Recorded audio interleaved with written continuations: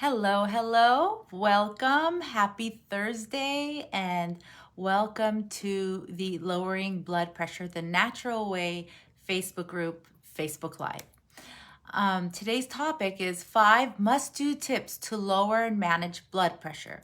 So I'm excited to get into that. I've got some interesting information, basic, but with a little twist. So I'll just wait a little bit for people to hop on. I see people are getting on. Yeah, Ray's is here. So glad to have you here again. Oh, sorry, Carol. It just hit me. I've asked you this question before about your name. It's just that Facebook has, I think, your last name first, and I never look at the second name. Anyways, glad to have you on, Carol. How are you doing? How are you feeling this week? I hope all is well. And if you're on here, please just jump in and say hello and let me know how your day is going so far. I'd love to hear. I see Yasser is on. Welcome. And so I'll get started in just a minute. And like I said, today's topic, 5 must-do tips to lower and manage blood pressure. Good stuff, good reminders, and also a little bit of extra information on stuff you may already know, just adding a little more to it to help you take action. So Jeanette is on. Hi, Jeanette. Always great to have you on too. So I'll go ahead and get started with today's topic. And so if we have not met before, I'm Serene Asha. Hello. I'm an integrative nutrition health coach with a background in psychology and social behavior. And before we start, I'd like to welcome our new members. If you're new here to the group, to the Lowering Blood Pressure the Natural Way Facebook group, it's a great place to be, to support each other on our health journey to better heart health through lowering our blood pressure numbers. So welcome if this is your first time. So I will be doing a Q&A at the end. So feel free to ask questions and comment as I am talking throughout this live, and then at the end I'll go back and look at the comments and the questions and answer them there. So before I talk about today's topic, I just want to make clear that the information provided here today is for informational use only. This information is not intended as medical advice, nor is it intended to replace your relationship with your licensed physicians. So on to today's topic. The 5 must-do tips to lower and manage blood pressure, like I mentioned. So 2 questions I get asked a lot is, what foods, diets, and exercises do you recommend for controlling high blood pressure? So those are the most common questions I get. Also, can I manage my blood pressure even if it's genetic?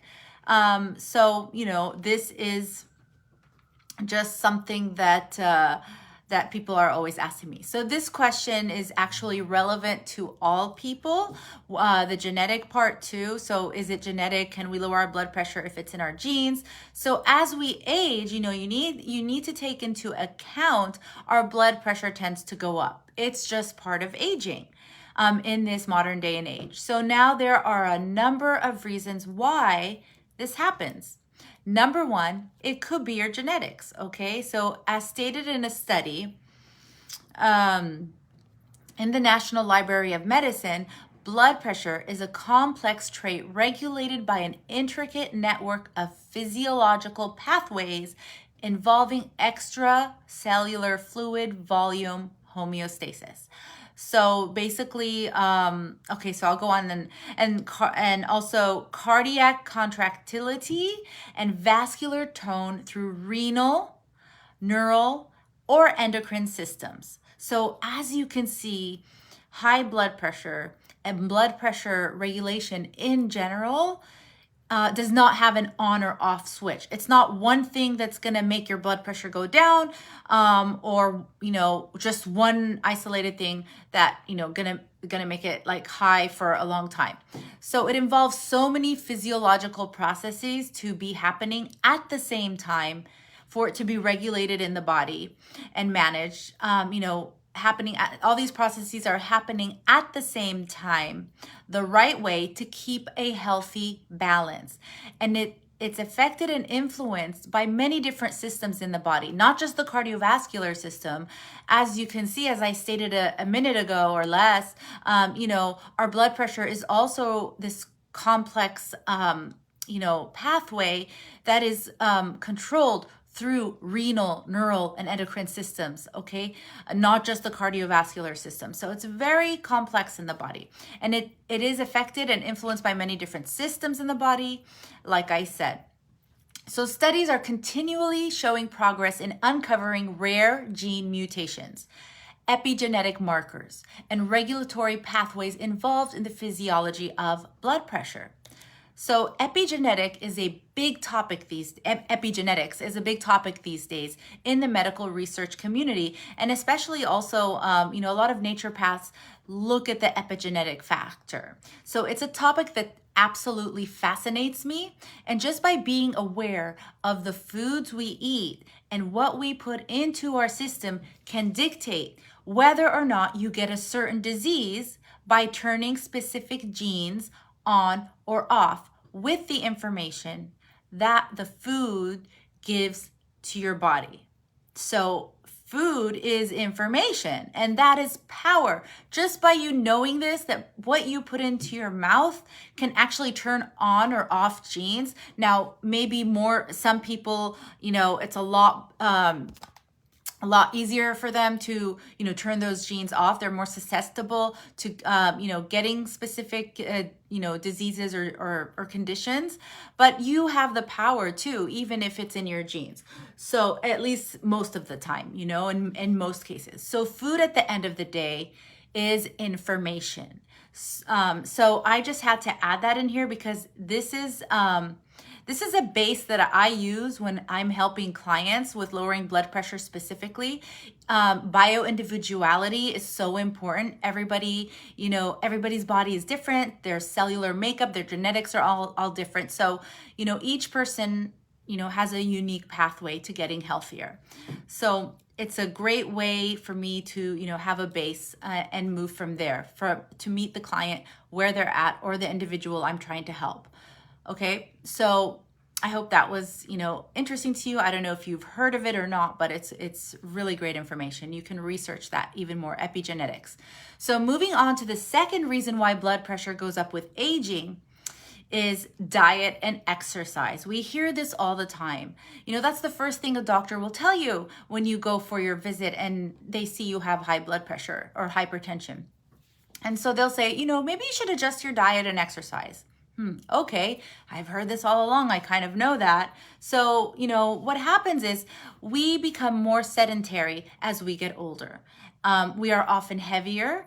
As we get older, we get heavier, and stress levels may go up, as we get older too. So all of these things can increase blood pressure.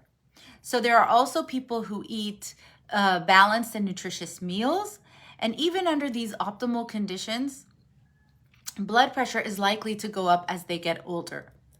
So this is because those arteries and blood vessels that carry all the oxygen and nutrients to all our organs just don't function as well as they should. So arteries should be smooth and clean on the inside, allowing blood to flow easily through. This is where those leafy greens support this function with keeping it, keeping the insides of our artery and blood vessel walls, keeping them smooth and clean. And that's what leafy greens actually do at the end of the day. And that's why I'm always talking about how important eating, those leafy greens, 5 times a day. It sounds like too much, but I do have a system where I can, you can get those leafy greens in. So, or you can just, do it yourself too. So, these leafy greens support this function with their healing effects on the inner lining of the arteries and blood vessels. And at the same time, arteries and blood vessels should be elastic, okay? Not only do we want them clean and smooth, but we want that elasticity. So when blood is rushing through the arteries, this puts force on them to expand and bulge out. when the heart is pumping the blood through. So at the same time, arteries are built to handle this and should be able to snap back under this kind of pressure. So our arteries are made to expand and then contract and then expand and then contract. That's the elastic part. And like a brand new rubber band, as we age, like an older rubber band, those arteries lose some of that elasticity. You see this also in our skin, just like our skin on the outside of our body. It loses its elasticity and begins to sag, and oh man, my face is sagging or whatever, my arms are sagging, you get that too. So it's gravity, and we're also losing elasticity to hold our structure in place. So moving on, when you've eaten the standard American diet for most of your life, which most of us have, a diet rich in highly processed fats, oils, sugars, and meats, all highly processed. Eating these day in, day out for decades, and the lining of our arteries begins to develop that nasty plaque. It makes it more difficult for blood to flow through them, right? So this all means that the heart has to send more blood with more force with each beat, because those arteries and blood vessels are not elastic anymore. That plaque is another contributing factor. So as a result, blood pressure goes up. So how do you know if you have high blood pressure? Most of you already know the answer to this, but hearing it again sometimes gives some more clarification. So the American Heart Association says you have high blood pressure, also called hypertension, when either of the conditions are met.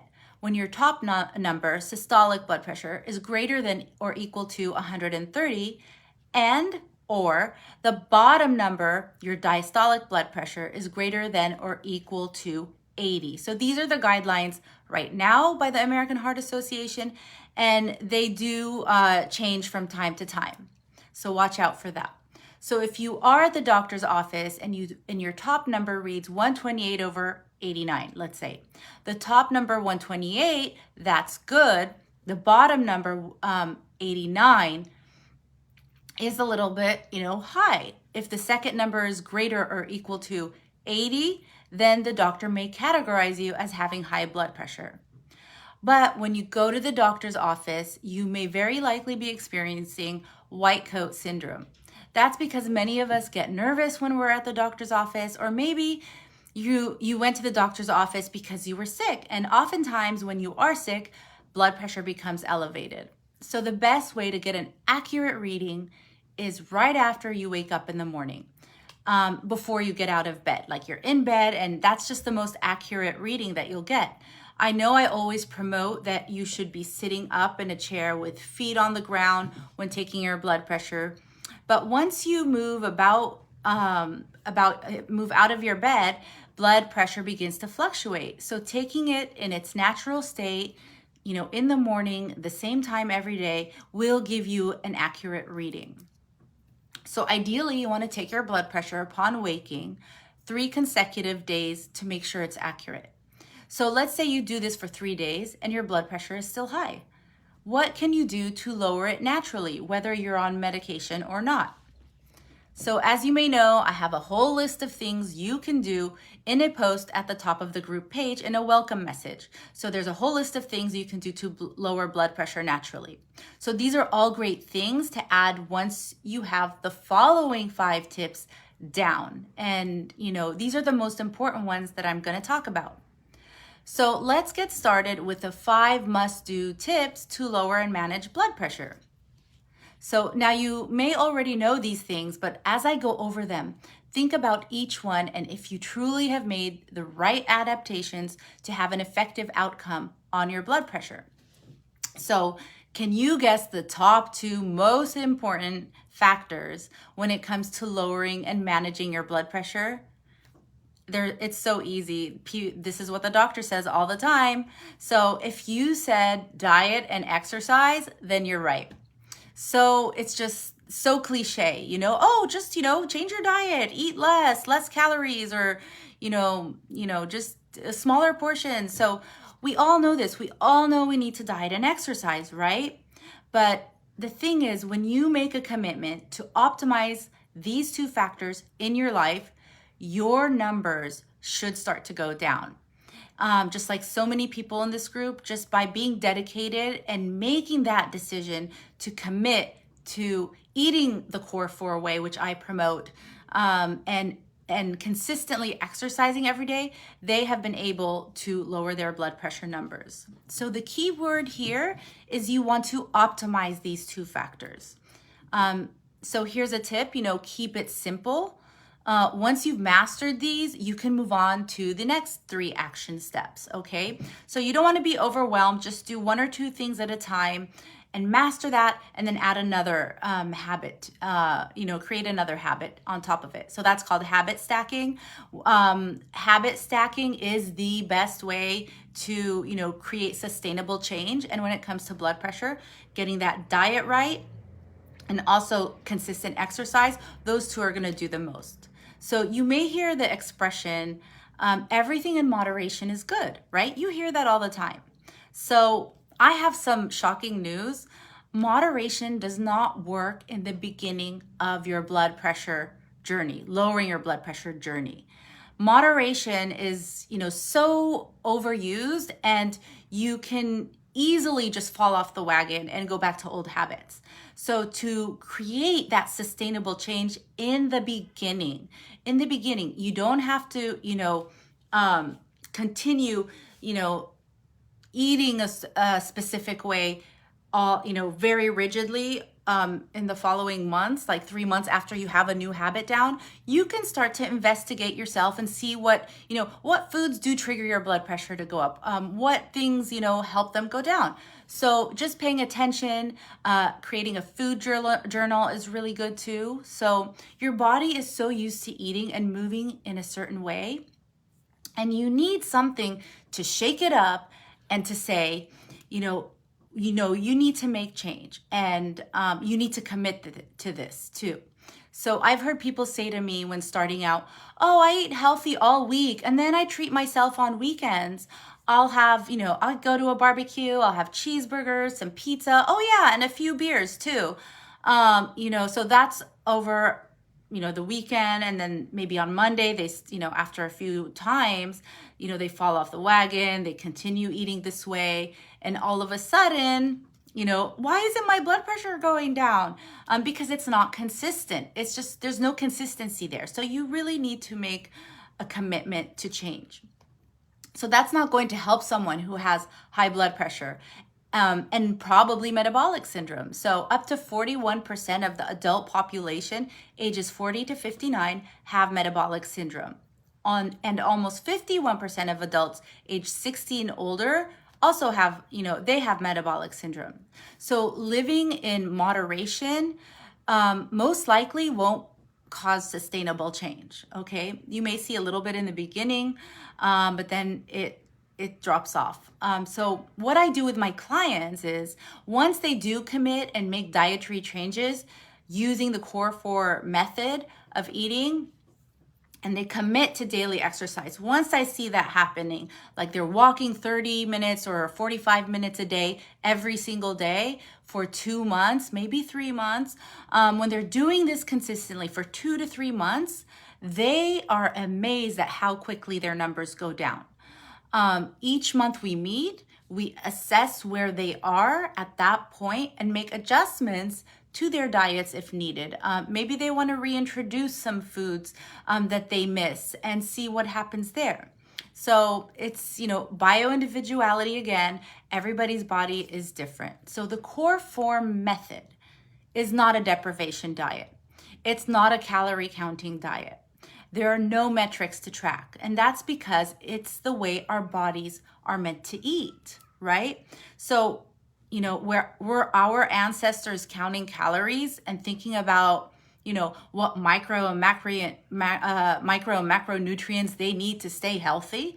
No, they were not tracking metrics. They were not counting calories because all they were eating were whole foods that were from the earth that our bodies are meant to eat and digest. So the Core 4 method is a way of eating and living in a sustainable way that promotes lowering blood pressure, It reduces inflammation in the body.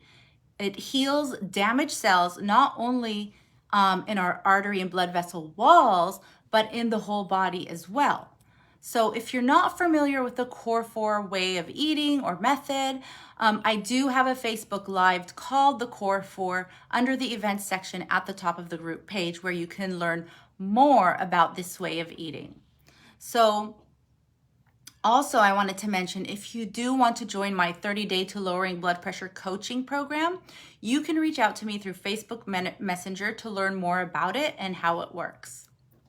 So moving on to number 3, sleep. You probably know this one too, that we all need good restorative sleep. So it's not the sleep where you have to take medication or take something to help you fall asleep.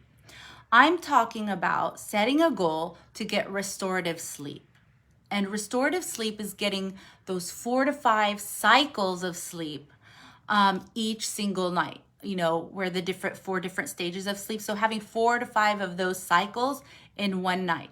So what does this do, once we start, sleeping like this? So number 1, it helps cleanse the body. And, one of my favorite topics and what I do the rejuvenation fast on is something called autophagy, which is a self-healing, it cleanses our all the cells in our body, and we build new cells. And so this is called autophagy. And when you do get those 4 to 5 cycles of sleep, your body does go into a state of autophagy as well. So good sleep also equals autophagy. If you don't know about autophagy, you can also watch a Facebook Live called Fasting to Lower Blood Pressure. In there I talk about autophagy. It's pretty amazing what the body can do if you just, give it the right foods. So number 2, so we're still in sleep. So restorative sleep, getting those 4 to 5 cycles, also balances our circadian rhythm, which is our body's inner clock. And when your circadian rhythm is balanced, it allows our bodies to relax and do what it needs to function optimally. Okay, so that's on sleep. And so now I'm going to talk so number 4, we're on number 4 now. The 4th tip is managing stress. And all of these things I'm talking about are things we hear all the time, but if you start a journal and you tackle one of the, one at a time, over time, you will see a difference. So managing stress, which not only involves getting rid of bad stress, which none of us are really good at doing anyways, I would say. If you're good at managing stress, please comment what you do to manage your to be able to consistently manage your stress. I'd love to hear what you have to say, because a lot of us, we try to meditate, we try to do yoga, prayer. We all try to manage our stress, but we're not very good at it, and we need to focus more on that too, making it a priority and incorporating it into our lives. So these are things like breathing exercises, which I use all the time. When I feel stressed, or when my clients feel stressed, I will just, stop what I'm doing and I'll do some diaphragmatic breathing, which, you can ask me about if you want. I have a Facebook Live on that one too. But it triggers the parasympathetic nervous system, pulls you out of that biological stress mode, and just puts you in a sense of calm. And so, breathing exercises are good. Yoga, even Pilates, just, moving our bodies and stretching them can also help with bad stress. So, there's also something called good stress. So yes, you heard me right, good stress. So some stress can be good. So studies have found that chronic stress accelerates biological aging through the process of oxidative damage. And this is the bad stress, okay? This damage accumulates over time and leads to the onset of age-related diseases. So, however, it has also been found that experiencing manageable levels of stress throughout life, called eustress, which is the good stress, can enhance one's resilience to the impacts of chronic stress and oxidative damage. Okay, so there's distress and there's eustress. And eustress is the good stress. So these are things like, experiencing and stuff that you experience and go through in life. So these are things like starting a new chapter in your life, like retirement or a new job or having a baby. So these are stressful situations for many people, but these are good stress, okay?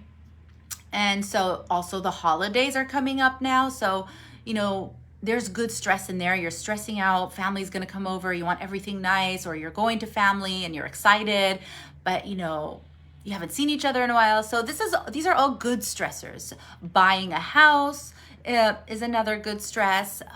It's very stressful, but you're doing it for your own good.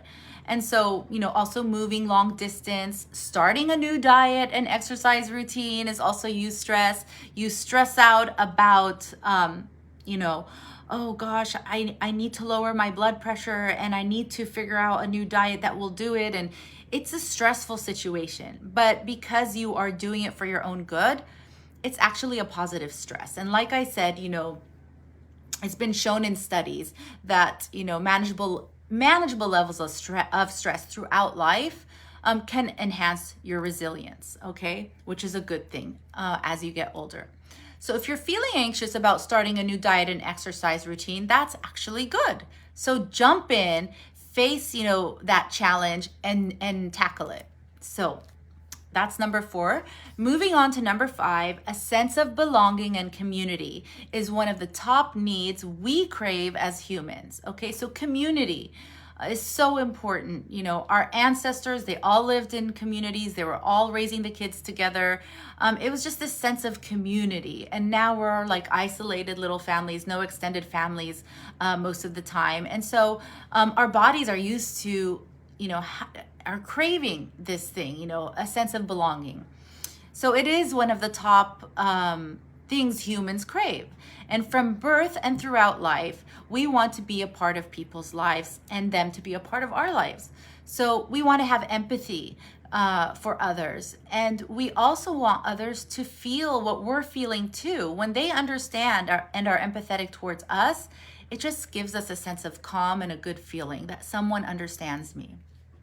So studies show time and time again that when someone is lonely, loneliness is linked to health issues, depression, and even death in the older community, older age community.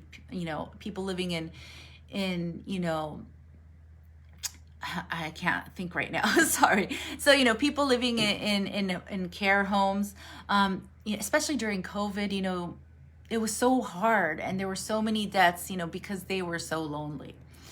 And so that's why it's so important to be proactive and find your community. And this could be family that you reach out to. You haven't, maybe you think you should be calling, family members more often, and you haven't really been doing that. Reaching out to friends, meeting them for lunch, going for a walk in the park if that's, if the weather's, permits that. Meeting new people even at community events, and even being in this group where we all are supporting each other on our unique journey to better health. And that's community as well, where we're all here supporting each other and talking about our challenges and our wins. So when you have a sense of belonging, you feel more relaxed, you feel happier, and you actually feel safer. And all of these lead to pull us out of that constant state of stress that pumps out cortisol into our bloodstream. So when we're in that constant state of stress, whether it's from, that feeling of being alone, or it's from, distress, the bad stress, what happens is blood pressure chronically goes up because of this cortisol. What else does cortisol do? It goes up and it's, constantly being pumped out by our adrenal glands. And that's what adrenal fatigue is, because we're in that constant state of stress. And it also, leads to many other health issues. So sometimes people ask, Serene, if I had to focus on one thing, just one thing, what would it be for long-term management of blood pressure? And as I mentioned earlier, diet and exercise are a great are great when building a foundation for optimal heart health. That's the foundation. But imagine if you're eating well and you're consistently exercising, but you're not really sleeping well. You're not sleeping as many hours as you should be, or day in, day out, or that you have that feeling of loneliness, and you don't feel a connection, or not meeting with people or seeing family members or connecting with people. You could be doing everything with diet and exercise optimally, but if you don't have the other factors in there, those diet and exercise efforts are going to be useless. So as you can see, it's a multifaceted nature of natural healing that we need to take in and understand. And I'm not saying anyone is perfect. No one is perfect in all of these things that I talked about, but you can always have a goal to move towards. And there is no end goal for being healthy. Once you master or create a new sustainable habit, you can always set a new goal. You met that little mini goal. Okay, so set another one and move towards that. And over time, you do get healthier and healthier, and you feel it, in your body, you feel it in your energy. You just feel lighter, you feel better. And these goals don't have to be huge goals. Just set smaller goals consistently over time. And that's what I help people do, because most of the time, the reason people fail when it comes to creating better health habits is staying with the plan of repeatedly setting small goals. So if you would like to get started on your lowering blood pressure healing journey, I've broken it all down for you perfectly in the 30 days to lower blood pressure one-on-one coaching program that I've had for a while now. And so I have 2 spots available for one-on-one coaching. And if you're interested, you can direct message me through Messenger for details. And otherwise, just take advantage of all the videos under the events section. These are all, little things you can do that all add up over time, leading to lower blood pressure numbers, leading to better health, leading to a longer, happier life. So please, if you have any questions right now, please go ahead and ask them now. I'm gonna see if there's any questions. Let's see here. So I don't see any here. So I'll just wait a minute or so. If you have any questions, you can ask here. You can reach out to me if you feel more comfortable that way too. I'll be happy to answer questions through direct messaging as well. So that's all I have for today. And I hope this was helpful. And, if you find that this could be helpful for someone else in your life, you can, share this video with them, invite them to the group, and where we can all be on this health journey together. And I want to thank you for joining today, and happy Thursday, and have a beautiful day. Bye for now.